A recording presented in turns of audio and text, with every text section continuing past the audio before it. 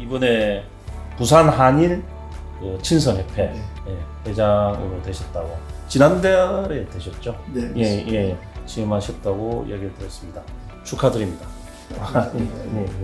저희들은 조금 생소한 측면이 있습니다. 한일 친선협회라는 게 이제 네. 서울 쪽에서는 있었던 걸로 알고 있는데 우리 부산 쪽에도 이번에 회장님이 되셨다고 하니까 일반인들은 좀 잘 모를 것 같거든요. 그래서 이 협회에 대해서 좀 소개를 부탁드리겠습니다. 아니, 의원명이 좀 시초가 돼서 의원들끼리 좀 교류가 먼저 있었던 것 같고요. 네. 그 후에 이제 민간 단체에서 민간 차원에서 교류를 해야 진정한 한일 국교 정상화 이후에 또 아직 민간 교류를 통해서 네. 서로 양국이 우위를 돈독히 할 수 있는 네. 그런 활동들을 하는 게 좋겠다는 취지에서 이단 친선협회가 70년 초에 네. 설립이 된 걸로 알고 있고 또 아울러 부산 이제 친선협회는 네. 우리가 1981년에 81년에 국제 그룹의 양경모 회장님. 예. 주축이 돼서 예. 그때 당시에 부산항공회사 회장단 항공회사가 정점이 돼서 상공위원들이 대거 가입함으로써 부산 한일친선협회를 시태동을 한 걸로 제가 듣고 있습니다. 그 후로 많은 활동들을 전개해 나갔습니다. 예. 그렇다면 이제 회장이 되셨으니까 어떻습니까? 이제 두 달 됐습니까? 네. 예. 지금 당장은 좀 이렇게 활동이 이제 활발하게 일어나는 건 아닐 테고, 그죠? 예. 그러면은 어떻습니까? 앞으로 계획이나 각오 같은 게 좀 있습니까? 이런 걸 좀 해보고 싶다. 제가 어떻게 보면 요즘 하고 있는 거는 좀 지금 현재 상황을 잘 파악하는 게 먼저. 일단 파악을 먼저. 여태까지 잘 끌어오시고 교류도 계속 해왔기 때문에 이달 다음 주 월요일 날부터 삿포로 이란 친선협회를 방문합니다. 그래서 우리 1월달 총회 때 삿포로 회장님 다녀가셨는데 저희가 처음으로 이제 회장 자격으로 삿포로에 가서 조인식을 또 다시 조인을 하고 또 거기 위원들을 좀 만날 수 있는 기회가 되지 않을까 그런 생각을 하고 많은 분들이 제가 한일 친선협회를 맡았다 하니까 너무 기대에 찬 말씀을 하십니다. 근데 제가 여러 사회단체를 맡아서 해봤습니다만 빨리 간다고 좋은 게 아닙니다. 저는 생각합니다. 그래서 제가 현 상황을 제일 먼저 파악하고 또 아까 이 정관도 좀 수정해 나가면서 이 제도적인 장치를 좀 마련해놓고 수신제가 치국평천합니다. 그러니까 우리 이 내부 조직부터 좀 결속을 새롭게 한 후에 또 새로운 사업들을 좀 정리할까 그런 생각을 지금 기존 회원들이 잘하고 계셨기 때문에 또 어떻게 보면 우리 협회 캐릭터를 좀 여러 다양한 캐릭터를 좀 도입을 해서 분과를 운영한다든지 이런 계획을 좀 머릿속에는 지금 브레인스토밍 같이 지금 많이 하고 있는데 아직 정리정돈은 좀 안 된 상태입니다. 조금 기다려 주시면 더 생각을 해보고 숙고한 후에 또 다양한 활동을 좀 해보려고. 그러면 이게 이제 어떤 계기가 있었습니까? 회장을 하시게 된.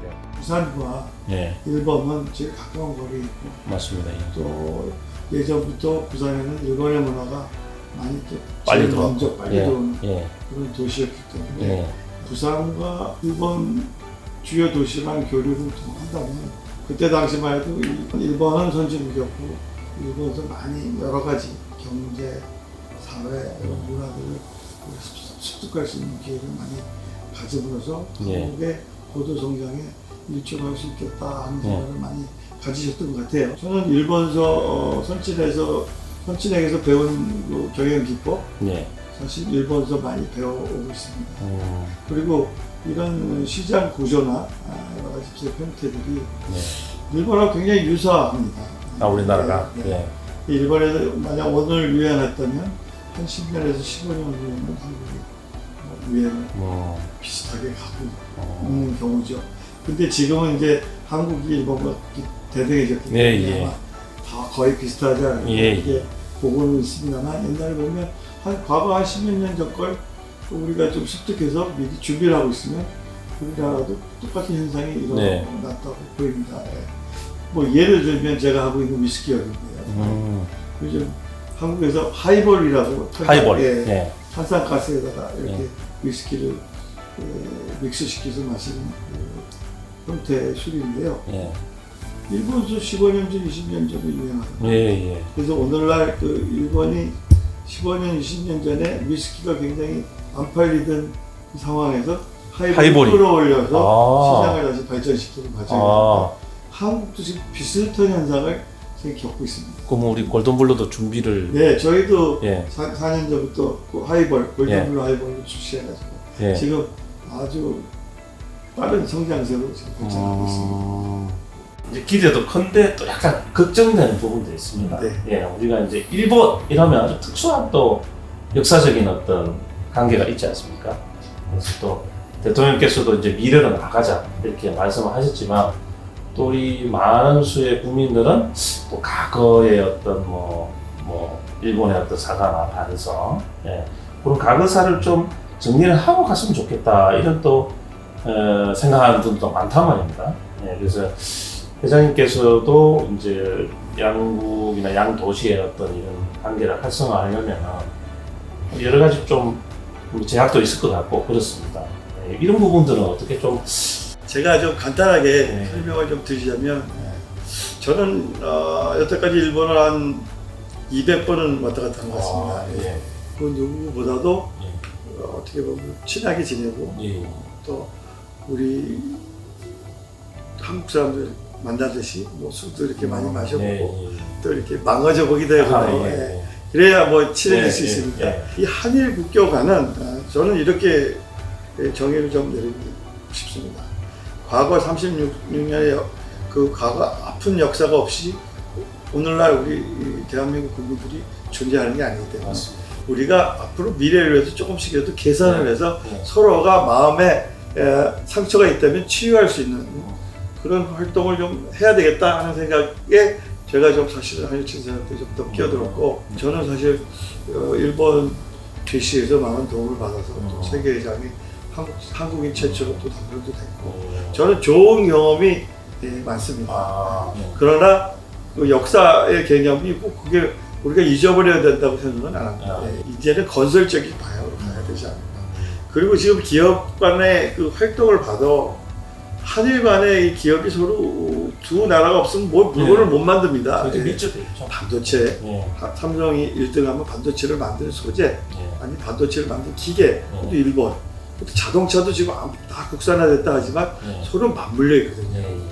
그러니 이런 상호 자본주의 체제에서 발달한 두 나라가 잘만 교류를 한다면 서로 윈윈하는 그런 한일 관계가 되지 않을까 이렇게 보고 있습니다. 경영인으로서 회장님께서 보시기에 부산의 어떤 먹거리라고 할까요? 아니면 이제 부산의 어떤 미래는 산업적으로 이런 쪽으로 좀 우리가 가보면 어떨까 이런 데 좀 있을까요? 첫째, 부산은 천혜의 이 관광 요소를 많이 가지고 있습니다. 일본이 관광이다? 일본이 관광 같습니다. 왜 그러냐? 근데 관광에 일본은 뭡니까? 경치가 좋아야 되죠. 가볼 데가 많고 그러니까 뷰가 좋아야 되는데 천혜, 이 부산에 해운대 외국인들 오면 놀랍니다. 원더풀이죠. 이런 나라가 없습니다. 근데 문제는 인프라가 잘 안 갖춰지고 물론 지금 공항, 우리 공항도 지금 2030이 들어오면 급하게 지금 공항 지금 설립하기로 예정돼 있지 않습니까? 가덕 신공항이요. 근데 가덕 신공항이 사실은 이게 짓는다고만 되는 건 아니거든요. 근데 여러분 아실지 모르겠습니다. 워싱턴 DC가 미국이 수도를 정했을 때 아직도 워싱턴 DC는 지금 완성이 안 됩니다. 계속 짓고 있습니다. 그러니까 몇백 년을 지금 수도를 짓고 있습니다. 근데 그게 한 2, 300년 전에 설계한 그 시스템대로 하나씩 완성해 나간다고 저는 그렇게 배웠거든요. 마스터, 그랜드 플랜을 좀 세우면 좋겠고 이 부산에 와가지고 관광을 유치시키려면 마이스 산업을 활성화해야죠. 컨벤션 시티. 근데 마이스 산업만 유치하면 뭐 하겠습니까? 돈을 쓸 데가 없습니다. 이 컨벤션 때문에 많이 온 분들을 그분들이 돈을 쓰게끔 하는 장치. 뭐 여러 가지 이 부대 시설들을 좀 갖춰놔야 되고 관광 명소를 이렇게 개발해 나가야 되는데 그런 그 관광 인프라가 네, 인프라가 없다는 거죠. 그래서 그런 것도 뭐 제가 말은 쉽게 합니다만 우리 인허가 관계라든지 나라에서 뭐 못하게 하는 입법이 잘 안 되는 그리고 또 여러 가지 제한이 많이 걸려 있는 이런 것들을 과감하게 풀어야 부산이 좀 발전할 수 있지 않을까 그런 생각이 들고 간단하게 얘기하면 먹고 와서 쓰는 도시를 만드는 게 1번이 제일 빠른 방법이라고 좀 생각하고 두 번째 산업적인 방법은 부산이 산업을 일으키기에 지금 제일 부족한 부분이 이 산업 용지입니다. 용지. 용지가 부족하죠. 그렇다면 뭐 누가 용지 개발하겠습니까? 요새는 아파트를 지어가지고 분양하는 게 더 수익성이 많으니 어떻게 보면 부산을 조금 중앙정부하고 좀 협의를 해서 지금 부산, 울산, 경남에 이렇게 한 벨트로 묶여서 간다면 새 도시가 더 밀려날 수 있는 그 다음에 산업 용지가 생길 거고 거기에 맞는 산업을 하는데 그동안 부산은 옛날에 합판 산업, 신발 산업, 조선 산업, 자동차 뭐 이 네 가지 주축이 돼서 이끌어왔다면 그 산업들이 다 가버렸죠. 부지가 필요한 산업에 매달리는 것보다 뭐 게임 산업이라든지 여러 가지 소프트웨어 산업 같은 거를 좀 개발을 해서 한다면 그쪽으로 발전을 시키는 게 어떤가 뭐 그런 생각을 좀 합니다. 그리고 우리나라가 노동 집약적인 그 산업은 이제 옛날에 굴뚝 산업은 이제 우리가 이제 다른 나라로 우리 저 개발 도상국에 물려줄 때가 되는 거예요. 그래서 우리 또한 계속 가지고 있었다고 장담할 수가 없습니다.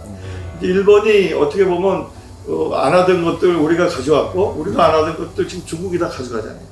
그러니까 이런 상황에서 우리가 개발한다면 뭔가 이루어지지 않을까.